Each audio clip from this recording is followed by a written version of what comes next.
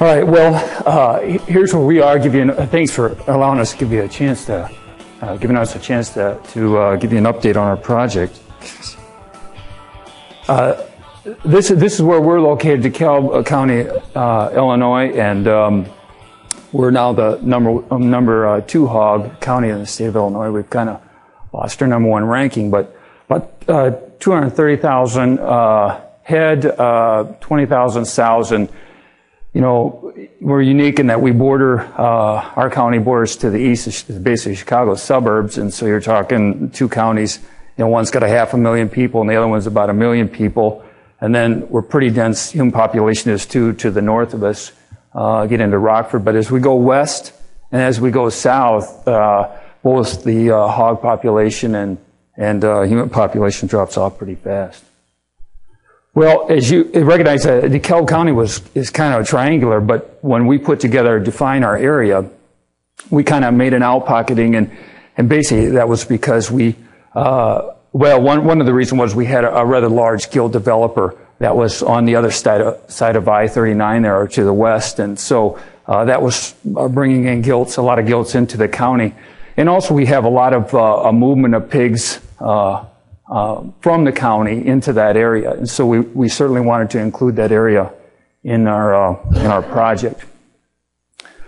Well, as we move forward on this whole thing, one of the reasons we got into this is that our gilt supplier came down with another PRRS strain, and so we really didn't want to bring that into our existing herds, and so we had to make a decision what we were going to do, and so we decided, well, it's get another source, and if we're going to get that, then we want to get a negative source. And so then what came up was that, okay, are we tired of living with PRRS? And so when that all happened, we said, okay, let's go. Our goal is going to be to stabilize, control, and then possibly move to elimination. Well, one of the first things, this all happened just basically last year at this point, so it's kind of our anniversary here. So we headed off right away in our breed to wean farms, because that seemed like was the easiest place to start. And so right away, you know, first of the year we started, okay, guys, we got to start McRevel. We had gilts in the system on these sites, so basically we had to say closure is going to be in 2 to 4 months or so. So our whole plan was, well, as soon as we can close, we'll load, close, homogenize with modified live vaccines. So the protocol was do day 0, day 30, begin testing wean pigs day 60 after our first vaccination, and then we'll test 30 pigs. If they're positive, we'll wait a month, come back and retest another 30. You know, we're picking poor pigs, that type of thing, out of the litters. And if they're negative, then we'll increase our sample size and increase our frequency. But what we saw, we didn't have any positives. And so our whole goal was to have 9 negative tests before we would allow gilts to come back in these farms. But we didn't have any positives. So you could say one of the things was we didn't have any active outbreaks going on. And so was that the reason we didn't have any positives when we started checking pigs? And then one of these 5 farms, we actually went ahead and, because in January we were having a lot of leakage of virus in that farm, we went ahead and went through with MLV about 60 days before we started closure. Well, this is what our sow numbers look like in our area, or in this defined area, I should say. And so I guess what I'd like to look at in the black being January, when we started this project, and then October. The big deal for us, again, our goal was to stabilize and control PRRS and then possibly move into elimination. But our larger 24 to 28s, it seemed like it was easier to take those, eliminate PRRS right away. But then, farrow to finish, the big thing was to get in there and close them. So our whole goal was to move to positive, stable, get those negative pigs by PCR coming out of these sow farms. Well, here's probably a better deal, a map that kind of shows everything. I show the nursery and finishers also. And so it's kind of confusing, get caught up in a lot of stuff here, but basically what I want to show is that we did have a large number of unknowns and positives in January. And our whole goal here as we moved through summertime was once we got a lot of these breed to wean farms negative or producing negative pigs, or they were stable, then we wanted to move to our wean to finish and say, guys, you're getting negative pigs, let's go. And so what we're trying to show here is we got a color scheme, basically blue, unknown, red, positive, green, negative, and then yellow, what we call MLV. And so the whole idea was, guys, we're all going to go at once. Now, when we get going, we're going to roll. We want to go MLV. You all need to get on board.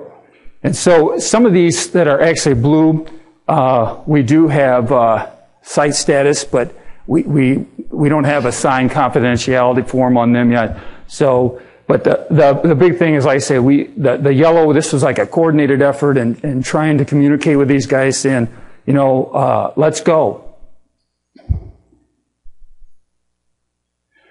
Well, how did this project affect our producers and other producers?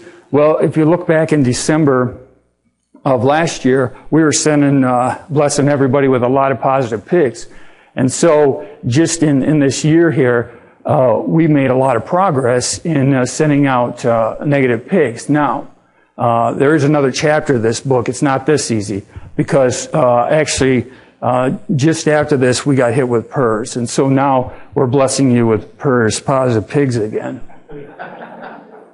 What are some of the benefits to our producers? Well, this is what we want to show in a large producer, the improvement in production and improvement in health. And I think that's a driving force behind a lot of our producers. When they started seeing this, they were willing to keep going. Let's keep putting the vaccine in. Let's stabilize these farms. Because this kind of production we're seeing, it just continues to get better. Well, like I said, we're writing a new chapter here because,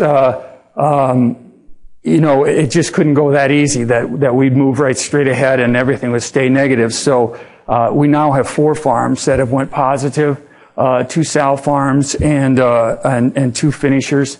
And actually, none of them in DeKalb County. It's kind of amazing. It's on both sides of DeKalb County, kind of skipped over.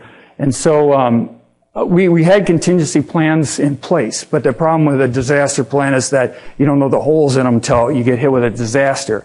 So, our whole plan was to stabilize the sow farm as soon as possible. Well, how fast can you do that? And reduce shedding on wean to finish sites, which I'd say the guys that have broke, they've been very good about that, getting in there right away with, in our case, MLV. And then, one of the decisions we make early on is that we weren't going to use live virus in our area because of problems we've had in the past with it spreading to other farms. And so, we want these decisions made on what we've done in the past. And so our whole decision was we're going to use MLV. The big thing for us too is how do we get back to where we were? And it seemed like we were on a nice plane. We hadn't had any breaks in 13 months in our area. And so, one of the things, how do we get back to where it was? And now it's going to be communication. So everyone in our area, or most of them, have signed a consent form. And we actually had one early on, but we've come out with another one that says, hey, I want to reveal, these guys have been they want to be very transparent. They said, this is who I am. This is where my sites are. I'm positive. This is a strain I have. And so, these guys, they want to know. And they want to tell everybody, stay away. This is where the positive sites are. And so we got to really credit the producers in our area for being that transparent. Well, what is the future for us? Well, our plan's still the same. We're going forward. However, we're probably going to back up on some of these farms. Some are thinking about coming in now, since this strain seems to be a lot tougher than we've experienced before. Maybe we come back in, use some more MLV, and just give us a security blanket here. And then what will we learn? Well, this time we're going to find out time to negative in face of an active break with this strain using MLV. And also, how effective is this MLV? We've got a lot of it on board. There's a lot of farms with it on board.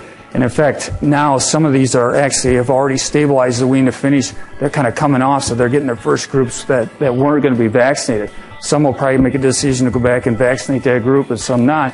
But we're going to find out how effective MLV is going to be in the face of a challenge. and reducing clinical signs.